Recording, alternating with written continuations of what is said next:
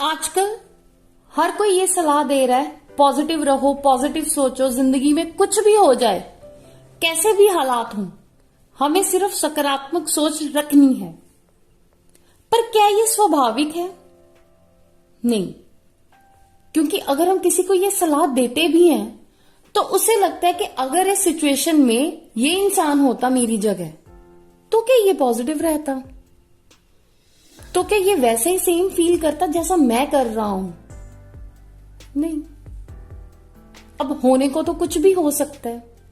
देखा जाए तो 90% लोग हमेशा नेगेटिव सोचते हैं जब उनकी जिंदगी में कुछ ऐसा होता है जो उनको तंग करे, जो उनको ट्रिगर करे, और 10% लोग ऐसे हैं जो हमेशा पॉजिटिव सोचते हैं, चाहे उनकी जिंदगी में कुछ बहुत बुरा हुआ हो या ना हुआ हो। और लोग ऐसे भी हैं जिनकी जिंदगी में चिंता तो बहुत छोटी थी पर उनकी सोच इतनी नकारात्मक थी कि उसके कॉन्सिक्वेंसेस, उसका प्रभाव बहुत ज्यादा आता है। अब नेगेटिव थिंकिंग, नकारात्मक विचार आने से क्या होता है? किसी से ईर्ष्या, किसी से हम अपना कंपैरिजन करते हैं, हमेशा उदास रहते हैं, दुखी रहते हैं, किसी को खुश भी नहीं देख सकते। कोई अगर हमारे पास हंस भी रहा होता है तो हमें होता है कि ये क्यों हंस रहा है, मेरी जिंदगी में तो इतना बुरा वक्त चल रहा है और ये हंस रहा है। अब हमें कैसे पता लगेगा कि हमारे विचार पॉजिटिव है या नेगेटिव? क्योंकि हमारे तरीके से देखा जाए तो वो चीज सही है, स्वाभाविक है उस सिचुएशन के हिसाब से।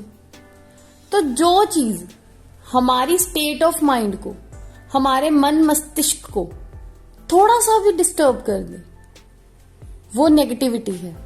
हमारे जिस स्वभाव से दूसरों को दिक्कत हो, परेशानी हो, उनको बुरा लगे, उनको दुख लगे या वो हर्ट हो, वो गलत है, वो नेगेटिव है।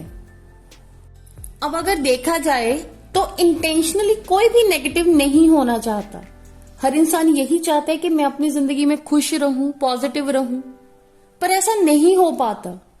चाहे वो थॉट प्रोसेस 1 सेकंड के लिए आए, 1 मिनट के लिए आए, 1 दिन के लिए आए, पर वो आता है और वो हमें डिस्टर्ब भी करके जाता है।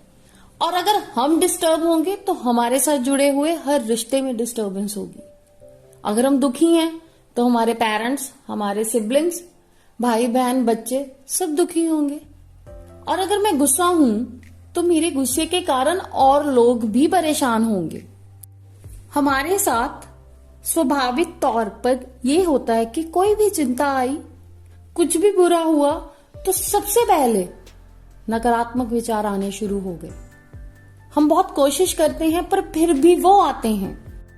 अब अगर सोचने की बात है तो ऐसा क्यों है कि कुछ लोग तो बहुत पॉजिटिव हैं, चाहे उनकी जिंदगी में कुछ भी हो जाए, और कुछ इतने नकारात्मक कि वो हर छोटी चीज का गलत धारणा लेके चलते हैं। तो कहां से ये एनर्जी आ रही है, कहां से ये विचार बन रहे हैं? अब कहा जाता है जैसा अन्न वैसा मन, और विचार मन से आते हैं। अगर हमारा भोजन ऐसा होगा जिसमें एंगर, डर, चिंता ये चीजें होंगी तो हमारा मन मस्तिष्क भी वैसे ही काम करेगा, वैसा ही हम सोचने लगेंगे। इसके लिए एक सिंपल सी बात, we should change our diet, because हमारी डाइट हमारी बॉडी को बनाती है और इसे चेंज करना जरूरी है। अब इमोशनल डाइट क्या है? इमोशनल डाइट, जो इमोशंस हम में आ रहे हैं वो कैसे आते हैं? जब हमें कोई इंफॉर्मेशन मिलती है, कोई हमें बताता है कि आज ऐसा हुआ, चाहे वो हम न्यूज़पेपर में पढ़ते हैं, अपने मोबाइल फोन्स में देखते हैं, टीवी में देखते हैं, या हमारा कोई रिश्तेदार, कोई फ्रेंड बताता है कि हाँ आजकल ये नेगेटिविटी चल रही है, तो हमें उस इमोशनल डाइट को बदलना होगा, उन चीजों से दूर रहना होगा। चाहे वो सोशल मीडिया है, चाहे वो हमारे रिलेटिव्स हैं, चाहे वो कोई फ्रेंड सर्कल है जो हमें नेगेटिव इंफॉर्मेशन दे रहे हैं। हम ये नहीं कह रहे उनसे रिश्ता तोड़ना है या मोबाइल से कट ऑफ होना है, पर अच्छी चीजें देखनी है अपनी इमोशनल डाइट को अच्छा करने के लिए। जैसे ही हम अपनी सोच को, हम अपनी इमोशनल डाइट को चेंज कर देंगे, वैसे ही हमारा नेगेटिव थॉट्स का जो पैटर्न है वो पॉजिटिव थॉट्स में चलने लगेगा।